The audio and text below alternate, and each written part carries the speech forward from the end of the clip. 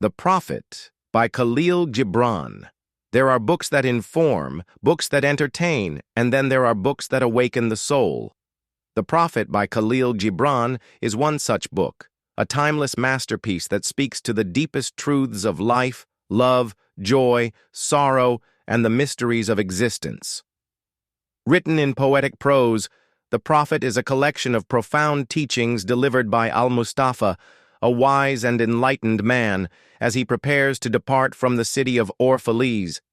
In his farewell, he shares timeless wisdom on love, marriage, friendship, work, freedom, and even death, guiding us to see life not as a series of isolated moments, but as an interconnected journey of the soul. In this video, we will explore each chapter of the Prophet, uncovering its meaning and relevance to our own lives. Whether you've read this book before or are discovering it for the first time, join me as we dive into its poetic wisdom. Let's begin. 1. The Coming of the Ship. Almustafa, the chosen prophet, has waited 12 years in the city of Orphalese for his ship to return and take him home. On the 7th day of Elul, the month of reaping, he climbs a hill outside the city and sees his ship coming through the mist. His heart fills with joy, but as he descends, sadness overcomes him. How shall I go in peace and without sorrow? Nay, not without a wound in the spirit shall I leave this city. He reflects on the pain and loneliness he has endured, and the spiritual fragments he has left behind. He likens his departure to tearing away his own skin rather than merely casting off a garment. Despite his longing to stay, he acknowledges the call of the sea. The sea that calls all things unto her calls me, and I must embark. The people of Orphalese gather, leaving their fields and vineyards to see him off. A seeress named Almustafa, who was the first to recognize his wisdom upon his arrival, asks him to share his knowledge before he leaves. Philosophical meaning. This opening chapter sets the tone for the book's exploration of life's cycles: arrival, departure, longing, and destiny. Almustafa embodies the spiritual seeker who must leave behind attachments to fulfill his purpose. His reflection on what he leaves behind raises the existential question of what one gives to the world. Chapter 2. On Love. Almustafa the seeress asks Almustafa to speak of love. He lifts his head and looks at the people, and silence falls upon them. Then, in a powerful voice, he declares, "When love beckons to you, follow him, though his ways are hard and steep. And when his wings enfold you, yield to him, though the sword hidden among his pinions may wound you. And when he speaks to you, believe in him, though his voice may shatter your dreams as the north wind lays waste the garden." Almustafa describes love as both a blessing and a trial. Love will lift the soul to its highest heights, but it will also strip away illusions, leaving one bare before its sacred fire. For even as love crowns you, so shall he crucify you. Even as he is for your growth, so is he for your pruning. He explains that love, like wheat, must be gathered, threshed, ground, kneaded, and placed into the sacred fire to become the bread of life. All these things shall love do unto you, that you may know the secrets of your heart, and in that knowledge become a fragment of life's heart. However, if one seeks love only for comfort and pleasure, they will never experience its fullness. If in your fear you would seek only love's peace and love's pleasure, then it is better for you that you cover your nakedness and pass out of love's threshing floor into the seasonless world where you shall laugh, but not all of your laughter, and weep, but not all of your tears. Almustafa reminds them that love is not about possession. Love gives naught but itself, and takes naught but from itself. Love possesses not, nor would it be possessed, for love is sufficient unto love. He urges that love should not be controlled, for love itself directs the course of those who are worthy of it. Think not. You can direct the course of love, for love, if it finds you worthy, directs your course. Finally, he tells them that love's only desire is to fulfill itself. However, if one must have desires, they should be to melt and be like a running brook that sings its melody to the night, to know the pain of too much tenderness, to be wounded by your own understanding of love, and to bleed willingly and joyfully, to wake at dawn with a winged heart and give thanks for another day of loving, to rest at the noon hour and meditate love's ecstasy, to return home at eventide with gratitude, and then to sleep with a prayer for the beloved in your heart and a song of praise upon your lips. Philosophical meaning, Gibran presents love as a force that both exalts and humbles. It is not about personal satisfaction or possession, but about growth, transformation, and surrender.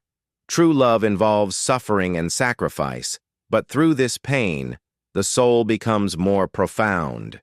Love is both the journey and the destination, a divine force that moves beyond human control. Chapter 3.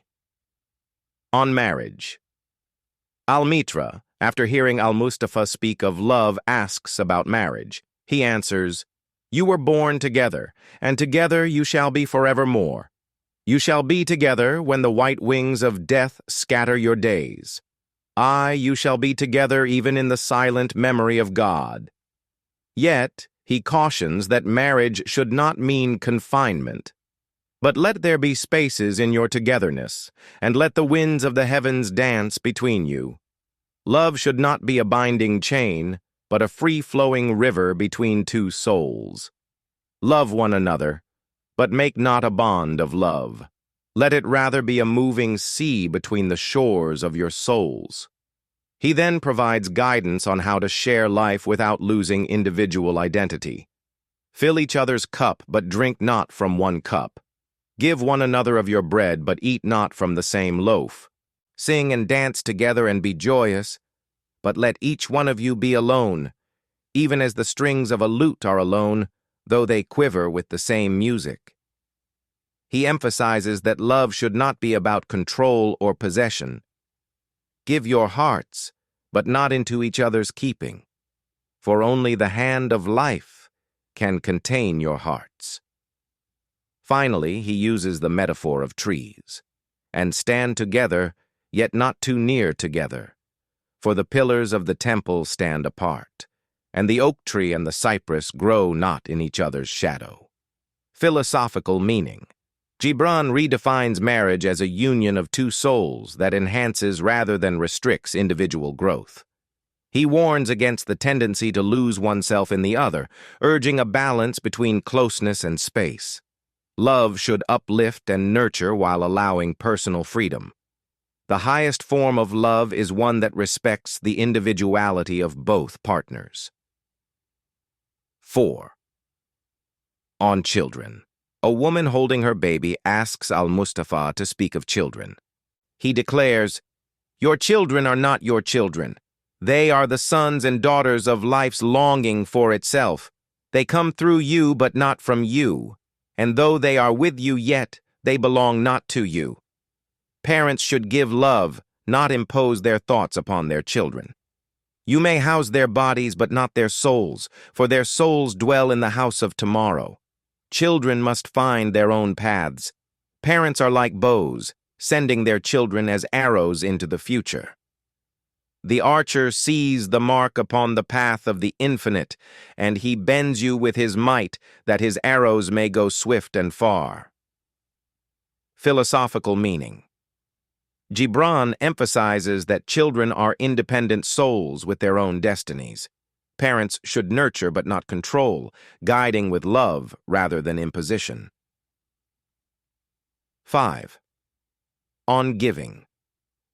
A rich man asks about giving. Almustafa answers, "You give but little when you give of your possessions. It is when you give of yourself that you truly give." He warns against giving for recognition, stating that true giving is spontaneous and from the heart. There are those who give with joy, and that joy is their reward. And there are those who give with pain, and that pain is their baptism. Giving should not be limited to the deserving, for life itself is generous. The trees in your orchard say not so, nor the flocks in your pasture. They give that they may live, for to withhold is to perish. Philosophical meaning. True giving comes from the soul, not wealth. It is an act of selflessness, not charity for reward. The essence of giving is in understanding that we are all recipients of life's gifts. 6. On eating and drinking.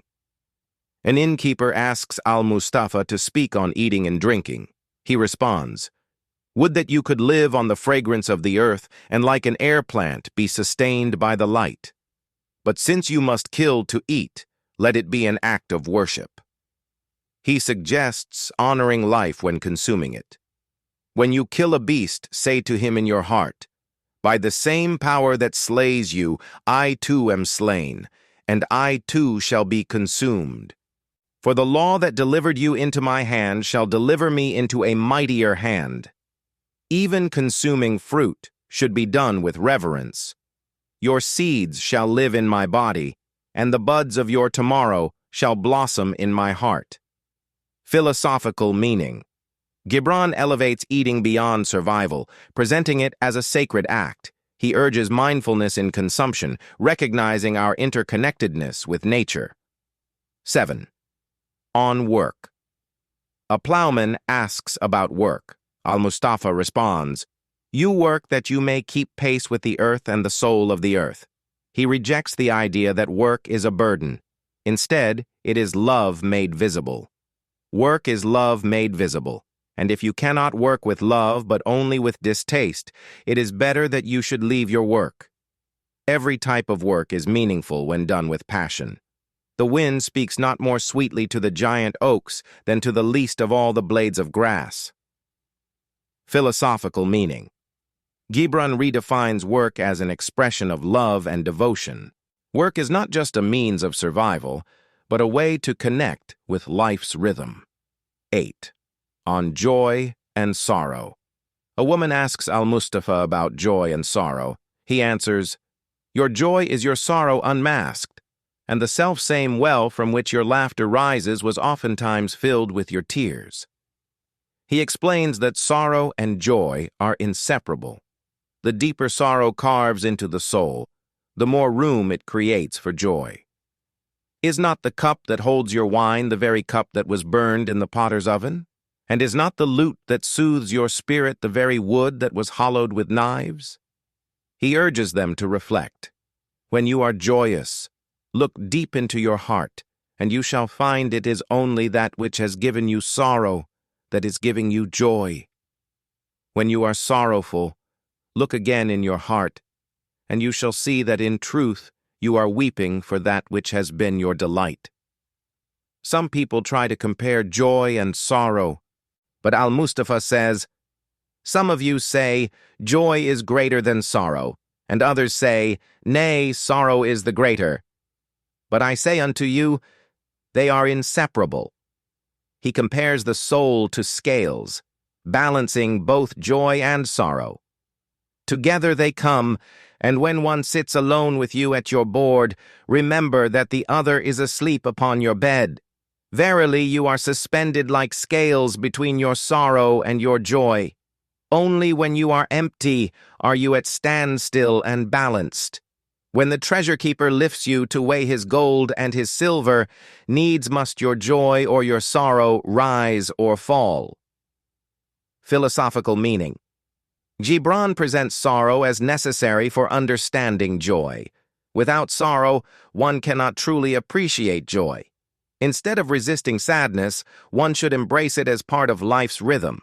Pain deepens the soul, allowing it to experience greater happiness.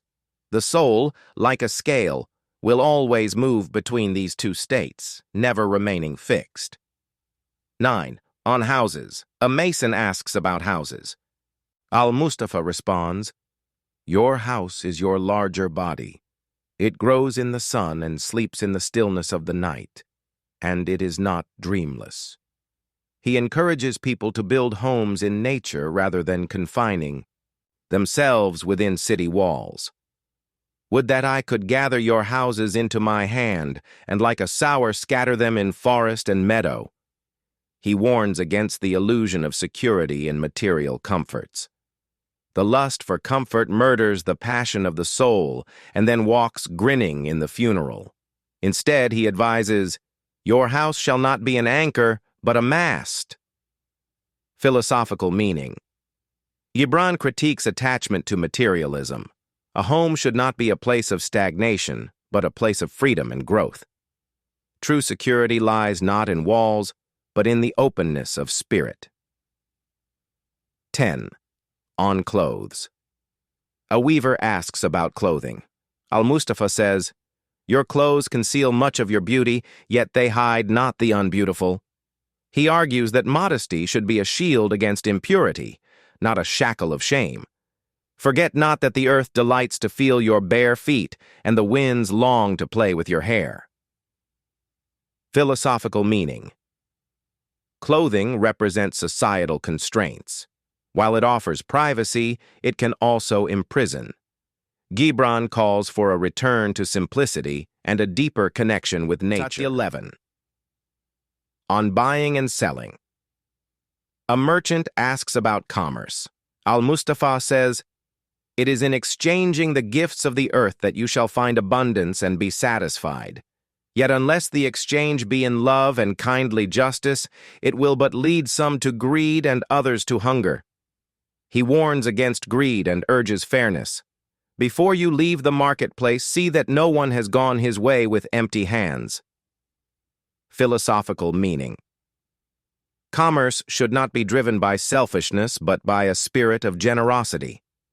Trade must serve humanity rather than exploit it. 12. On crime and punishment. A judge asks about crime. Almustafa says, "It is when your spirit goes wandering upon the wind that you, alone and unguarded, commit a wrong unto others and therefore unto yourself." He argues that crime is not separate from society, but a reflection of it. Like a procession, you walk together towards your God self. You are the way and the wayfarers. And when one of you falls down, he falls for those behind him. Even the victim shares responsibility. The murdered is not unaccountable for his own murder, and the robbed is not blameless in being robbed. Philosophical meaning. Gibran presents a holistic view of justice. He challenges the binary of good and evil, showing that all are connected in responsibility. 13. On laws. A lawyer asks about laws. Almustafa replies, "You delight in laying down laws, yet you delight more in breaking them." He criticizes laws made for control rather than justice. "You who travel with the wind, what weather vane shall direct your course?" True morality, he argues, is beyond written laws. People of Orphalese, you can muffle the drum, and you can loosen the strings of the lyre, but who shall command the skylark not to sing? Philosophical meaning laws should serve human freedom, not restrict it. Gibran suggests that the highest law is the law of the heart, not the dictates of men. 14. On freedom. An orator asks about freedom. Almustafa warns, "At the city gate and by your fireside I have seen you prostrate yourself and worship your own freedom, even as slaves humble themselves before a tyrant and praise him though he slays them." He says true freedom is internal, and if it is a despot you would dethrone, see first that his throne erected within you is destroyed. Freedom is not in laws, but in self-mastery. Verily, all things move within your being in constant half-embrace, the desired and the dreaded, the repugnant and the cherished. Philosophical meaning. Freedom is not external, but an inner realization. People must free themselves from their own fears and desires. 15. On reason and passion. A priestess asks Almustafa to speak of reason and passion. He replies, "Your soul is oftentimes a battlefield, upon which your reason and your judgment wage war against your passion and your appetite." He acknowledges that within every person, reason and passion exist in conflict. He wishes he could bring peace between them, Would that I could be the peacemaker in your soul, that I might turn the discord and the rivalry of your elements into oneness and melody. But how shall I, unless you yourselves be also the peacemakers, nay, the lovers of all your elements? He uses the metaphor of a ship at sea, where reason is the rudder and passion is the sails. Your reason and your passion are the rudder and the sails of your seafaring soul. If either your sails or your rudder be broken, you can but toss and drift, or else be held at a standstill in mid-seas. He warns against allowing reason alone to rule, for it can become a force that confines, just as passion, left unchecked, becomes a consuming fire. For reason, ruling alone, is a force confining, and passion, unattended, is a flame that burns to its own destruction. Rather than allowing one to dominate the other, he urges balance. Therefore, let your soul exalt your reason to the height of passion, that it may sing, and let it direct your passion with reason, that your passion may live through its own daily resurrection, and like the phoenix rise, above its own ashes.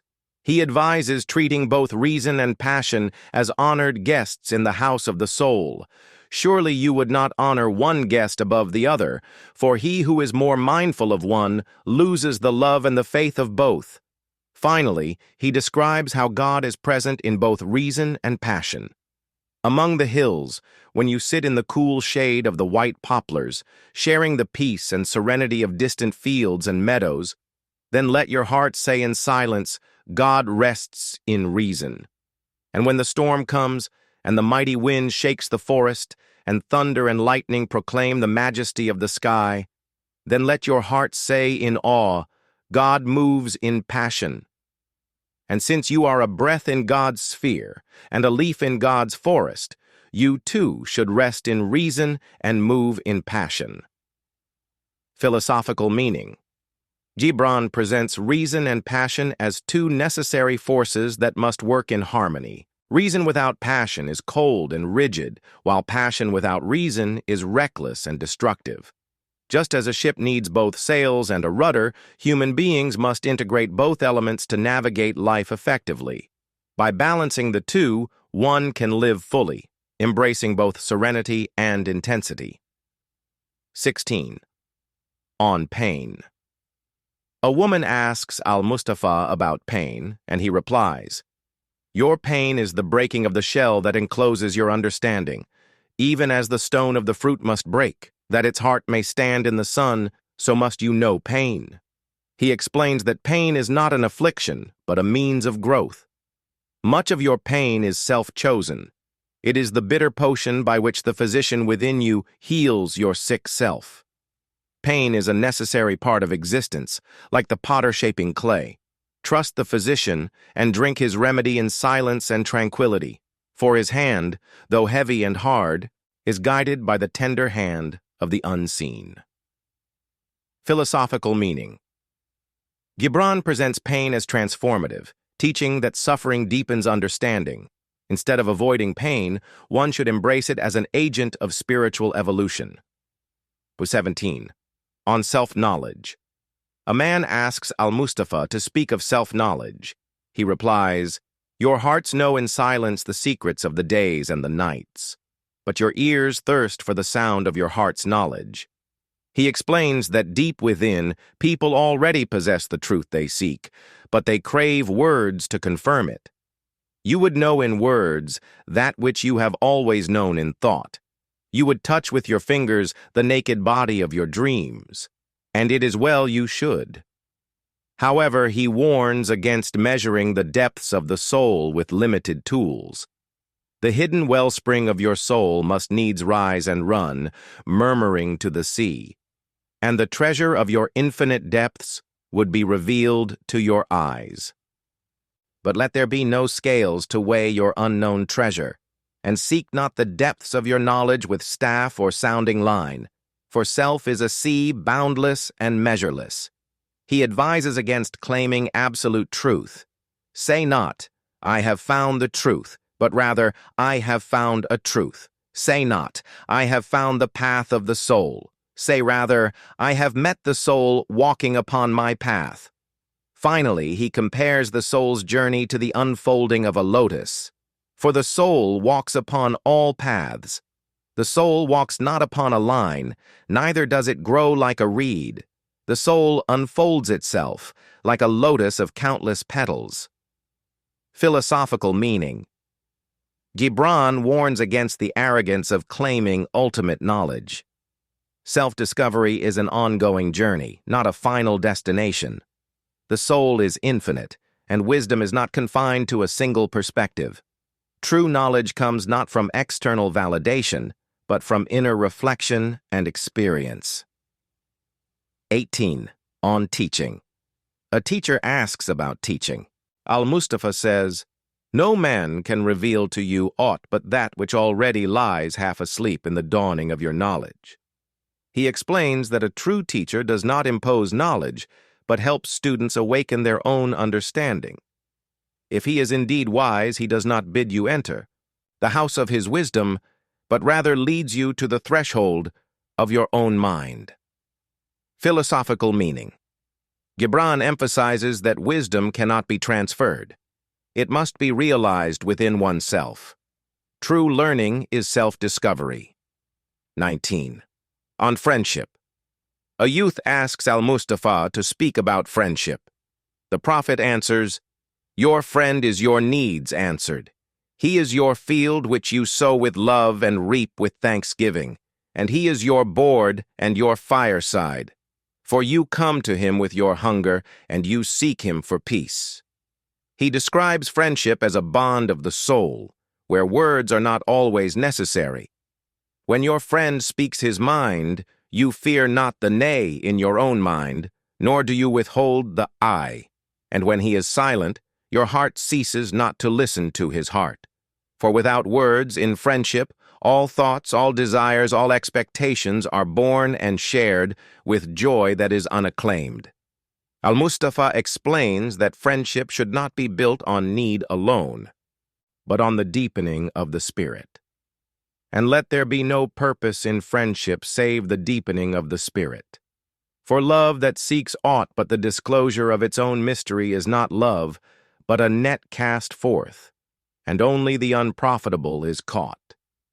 He advises that friendship should be free from conditions and expectations, and let your best be for your friend.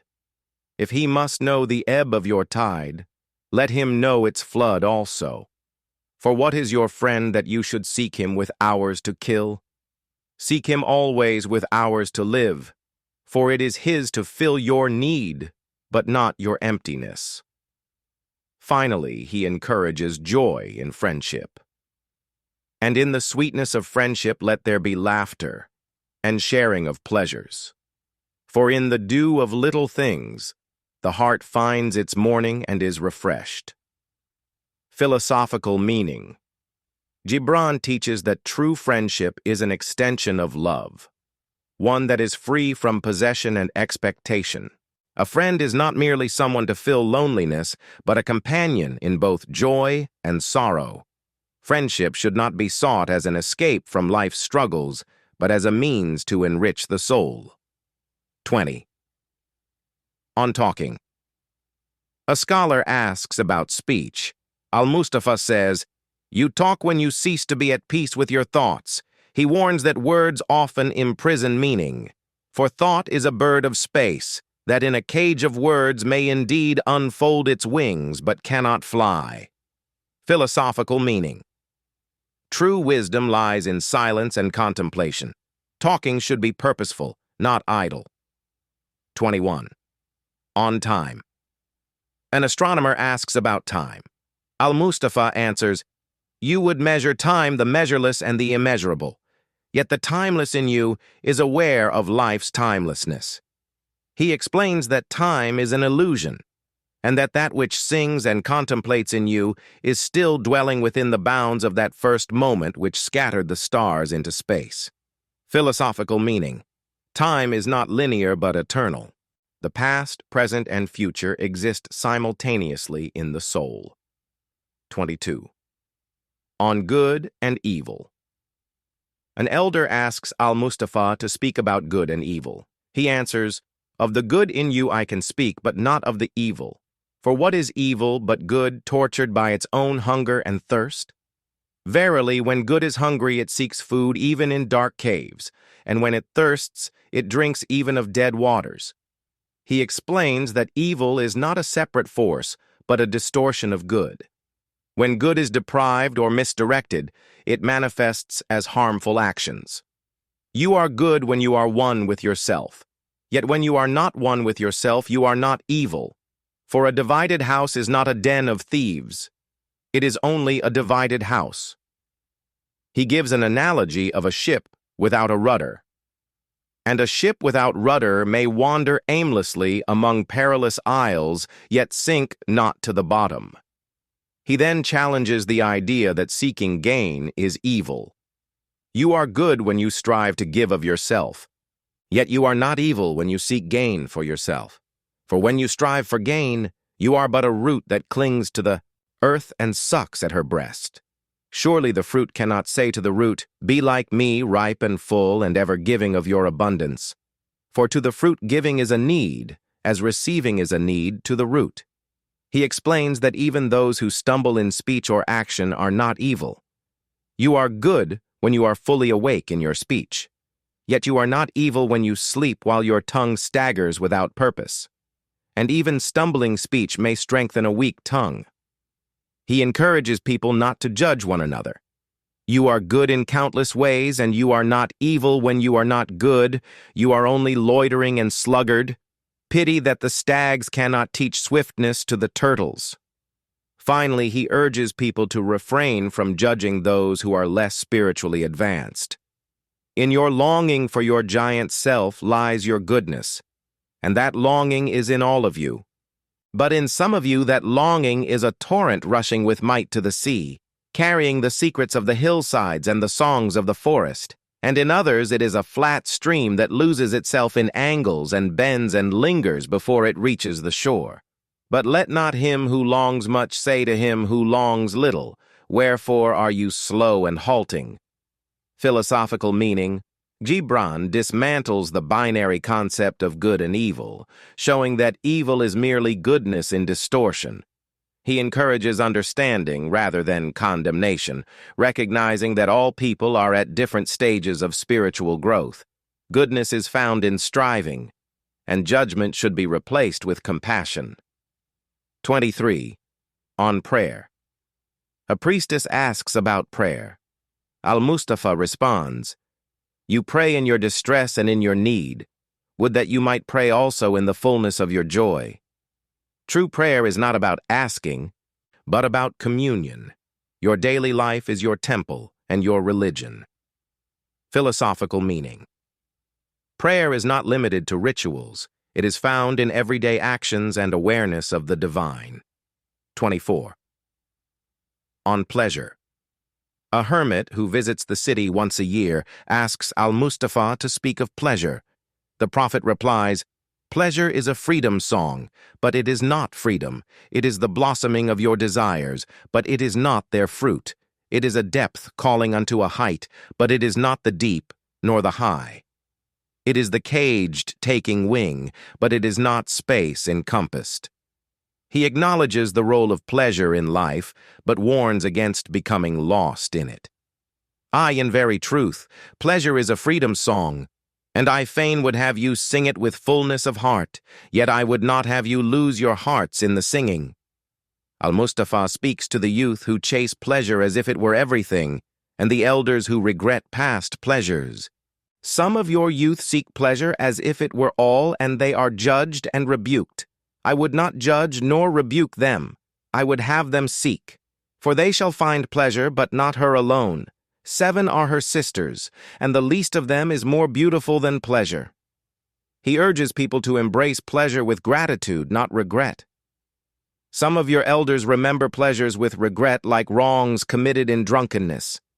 But regret is the beclouding of the mind and not its chastisement. They should remember their pleasures with gratitude, as they would the harvest of a summer. Yet if it comforts them to regret, let them be comforted. He addresses those who avoid pleasure out of fear of neglecting the spirit. And there are among you those who are neither young to seek nor old to remember, and in their fear of seeking and remembering they shun all pleasures, lest they neglect the spirit or offend against it. But even in their foregoing is their pleasure. And thus they too find a treasure, though they dig for roots with quivering hands. Almustafa dismisses the idea that pleasure can be sinful. But tell me, who is he that can offend the spirit? Shall the nightingale offend the stillness of the night, or the firefly the stars?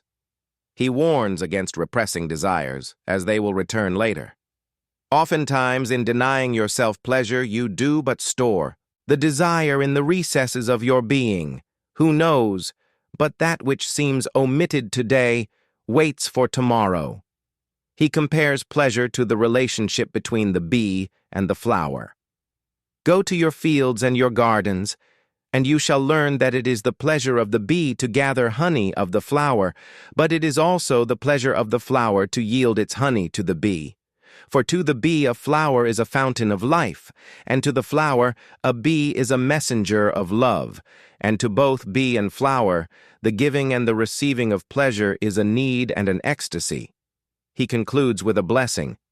People of Orphalese, be in your pleasures like the flowers and the bees. Philosophical meaning. Gibran presents pleasure as a natural part of life. He warns against excessive indulgence, but also against denial. True pleasure is an exchange, like the bee and the flower, where both giving and receiving are in harmony. 25. On beauty. A poet asks about beauty. Almustafa says, "Beauty is life when life unveils her holy face." He warns that beauty is not just physical. Beauty is eternity gazing at itself in a mirror, but you are eternity, and you are the mirror. Philosophical meaning. Beauty is not external. It is the reflection of one's soul. 26. On religion. An old priest asks Almustafa to speak of religion. The prophet answers, "Have I spoken this day of aught else? Is not religion all deeds and all reflection, and that which is neither deed nor reflection, but a wonder and a surprise ever springing in the soul, even while the hands hew the stone or tend the loom?" He criticizes those who separate faith from daily life. Who can separate his faith from his actions, or his belief from his occupations? Who can spread his hours before him, saying, "This for God, and this for myself, this for my soul, and this other for my body"? All your hours are wings that beat through space from self to self. True faith is not just about external rituals. He who wears his morality, but as his best garment were better naked, the wind and the sun will tear no holes in his skin. Almustafa urges people to see God in all things. And if you would know God, be not therefore a solver of riddles, rather look about you and you shall see him playing with your children. And look into space. You shall see him walking in the cloud, outstretching his arms in the lightning, and descending in rain. You shall see him smiling in flowers, then rising and waving his hands in trees. Philosophical meaning. Gibran teaches that religion is not confined to temples and rituals, but is found in everyday life. Worship is not separate from work, love, or joy. It is woven into existence itself. 27. On death. On death, Almitra, the seeress, speaks to Almustafa as he prepares to leave and asks him to speak of death. The prophet answers, "You would know the secret of death, but how shall you find it unless you seek it in the heart of life?" He explains that just as light cannot be understood by one who lives in darkness, the mystery of death cannot be comprehended unless one first understands life. He draws a powerful analogy. The owl whose night-bound eyes are blind unto the day cannot unveil the mystery of light. Almustafa then advises that death and life are not separate but intertwined. If you would indeed behold the spirit of death, open your heart wide unto the body of life. For life and death are one, even as the river and the sea are one. He tells the people that deep within their desires and hopes, they already possess an unspoken knowledge of the afterlife. Like seeds buried beneath the snow waiting for the arrival of spring, the human soul inherently knows of its continuity beyond death. In the depth of your hopes and desires lies your silent knowledge of the beyond. And like seeds dreaming beneath the snow, your heart dreams of spring. Trust the dreams, for in them is hidden the gate to eternity. He then addresses the universal fear of death, comparing it to a shepherd standing before a king who is about to place an honor upon him. The shepherd trembles, not out of fear, but from the weight of the moment. Your fear of death is but the trembling of the shepherd when he stands before the king whose hand is to be laid upon him in honor. Is the shepherd not joyful beneath his trembling, that he shall wear the mark of the king? Yet is he not more mindful of his trembling? Almustafa suggests that death is not a loss, but a transformation into something greater. He describes death as a moment of release, a shedding of physical limitations. For what is it to die but to stand naked in the wind and to melt into the sun? He further explains that dying is not an end, but a return to the divine. And what is it to cease breathing but to free the breath from its restless tides, that it may rise and expand and seek God unencumbered? Then he speaks of silence, the silence of death, which is not emptiness but the precursor to a deeper eternal song. Only when you drink from the river of silence shall you indeed sing. Finally, he describes the journey of the soul beyond the physical world. And when you have reached the mountain top, then you shall begin to climb. And when the earth shall claim your limbs, then shall you truly dance. Philosophical meaning. Death is not an end, but a transformation. Life and death exist in unity. 28. The farewell. As Almustafa prepares to leave, Almitra blesses the moment and he humbly responds, "Was it I who spoke?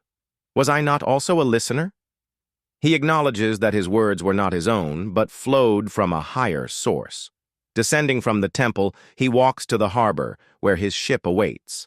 Standing on the deck, he looks at the people of Orphalese and says, "I am ready." The stream has reached the sea, and once more the Great Mother holds her child against her breast. He reassures them that though he is leaving, his spirit will remain. "Forget not that I shall come back to you. A little while, and my longing shall gather dust and foam for another body." Then, as the ship begins to sail, he lifts his voice one last time. "A little while, a moment of rest upon the wind, and another woman shall bear me." His departure is not an end, but a continuation of the eternal cycle of wisdom and return. The people watch in silence as he vanishes beyond the horizon. Philosophical meaning.